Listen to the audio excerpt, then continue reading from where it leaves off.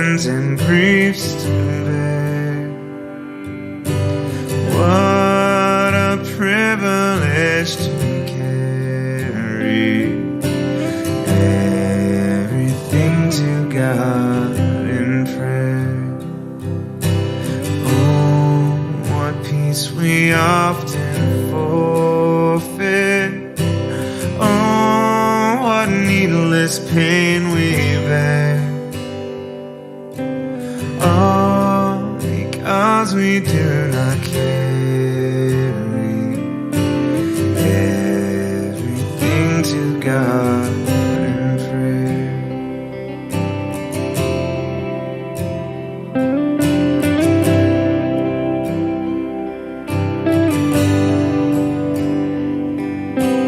Having trials and temptations, is there trouble anywhere? We should never be discouraged. Take it to the Lord in prayer. Can we find a friend so faithful who will all our sorrows share? Jesus knows our every weakness. Take it to the Lord in prayer. Oh, what peace we often forfeit. Oh, what needless pain we bear. Oh, because we do not carry everything to God in prayer. Oh, because we do not carry everything to God in prayer.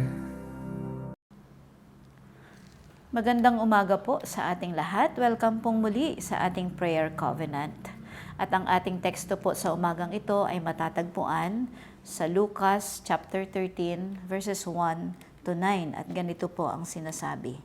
Dumating noon ang ilang tao at ibinalita kay Jesus na ipinapatay ni Pilato ang ilang mga taga-Galilea habang ang mga ito'y naghahandog sa Diyos. Sinabi niya sa kanila, akala ba ninyo dahil sa sinapit nilang iyon, higit silang masama kaysa sa ibang mga taga-Galilea?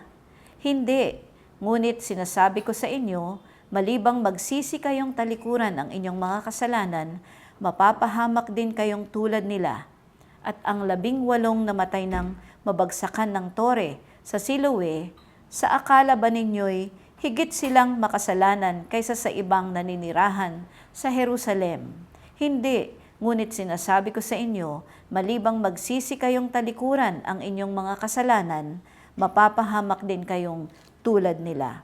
Sinabi pa sa kanila ni Jesus ang talinhagang ito, may isang taong may tanim na puno ng igos sa kanyang ubasan. Minsan, tiningnan niyang kung may bunga ang puno, ngunit wala siyang nakita. Dahil dito, sinabi niya sa tagapag-alaga ng ubasan, 3 taon na akong pumaparito at naghahanap ng bunga sa punong ito, ngunit wala akong makita. Putulin mo na't nakakasikip lang iyan. Ngunit sumagot ang tagapag-alaga, huwag po muna nating putulin ngayon. Huhukayin ko po ang palibot at lalagyan ng pataba. Baka sakaling mamunga na sa susunod na taon. Kung hindi pa, saka po ninyo ipaputol. Pagpalain po tayo sa pagkabasa ng kanyang mga salita. Muli po, magandang umaga sa ating lahat. Ang atin pong tatalakayin sa umagang ito ay tungkol sa kahalagahan ng pagsisisi at ang pagiging mabunga sa ating buhay espiritual. Ganun din na ang tekstong ito ay isang powerful reminder na ang buhay ay mahalaga at ito'y panandalian lamang. Kung kaya dapat nating gamitin ang ating oras o panahon ng may katalinuhan upang masumpungan natin lagi ang biyaya at kapatawaran ng ating Panginoong Diyos. Ano naman ang mensahe sa atin ng talinhaga ng puno ng igos? Ito daw po ay naglalarawan ng konsepto ng pagiging mapagpasensya ng Diyos. Di po ba? Ang sabi nga, hindi lamang second chance ang pinagkakaloob ng Diyos, kundi maraming chances. So maliban dun sa pagpapasensya ng Diyos, kasama rin dito yung consequences o kahihinatnan kapag nanatiling unproductive ang tao o hindi nagbubunga. At ang pakiusap ng hardinero para sa isa pang taon na pag-aalaga sa puno ng igos ay hina-highlight dito ang willingness ng Panginoong Diyos na magbigay ng mga opportunities o pagkakataong magsisi at mamunga.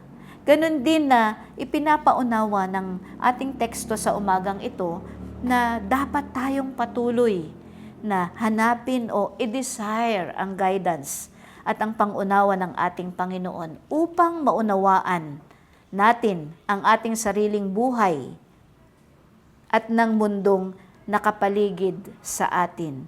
Na kinikilala natin na hindi lahat ng trahedya ay direktang resulta ng kasalanan, kundi ang pagsisisi ay ang siyang laging daan sa pagpapagaling at panunumbalik. At ang challenge sa atin sa umagang ito ay kung paanong ang puno ng igos ay inaasahang magbunga. Tayo din ay tinatawag na mamuhay na nagpapakita ng pag-ibig at biyaya ng Diyos sa pamamagitan ng mga gawa ng kabutihan, kabaitan at kahabagan, at higit sa lahat, ang paglilingkod sa iba. Kaya't patuloy nating pasalamatan ang ating Panginoong Diyos sa Kanyang mga salita at sa pagpapaalala sa atin na kailangan nating magsisi o pagsisihan ang ating mga kasalanan at maging mabunga para sa ating Panginoong Diyos. At ganun din na hilingin na tulungan tayong magbago at maging isang magandang halimbawa ng Kanyang pag-ibig. Amen. Purihin ang ating Panginoon, tayo po'y manalangin. Pinupuri at pinapasalamatan ka namin, Panginoon, sa umagang ito. Salamat na muli kami ay iyong pinagkalooban ng pribilehyo upang ikaw ay aming sambahin sa umagang ito at pasalamatan, Panginoon. Salamat sa buhay, ganun din sa panibagong kalakasan na muli ipinagkaloob mo sa amin. At hayaan mo, Panginoon, na gamitin namin ito para sa iyong ministry sa dakong kinalalagyan namin. Ganon din na aming itinataas, Panginoon, ang mga kapatid na may mga pinagdadaanan sa mga oras na ito. Panginoon, nasaan man sila ngayon, iyo pong bisitahin ang kanilang mga tahanan, ang kanilang mga buhay, upang sa ganon maalala nila na merong Diyos na willing na tumulong, Panginoon, at laging nariyan at hindi nagpapabaya. Ganon din, Panginoon, na aming ipinagpapasalamat ang mga kapatid namin na nakarating sa kanilang mga kaarawan sa araw na ito. Ganon din ang mga mag-asawa na nakarating sa kanilang mga wedding anniversaries.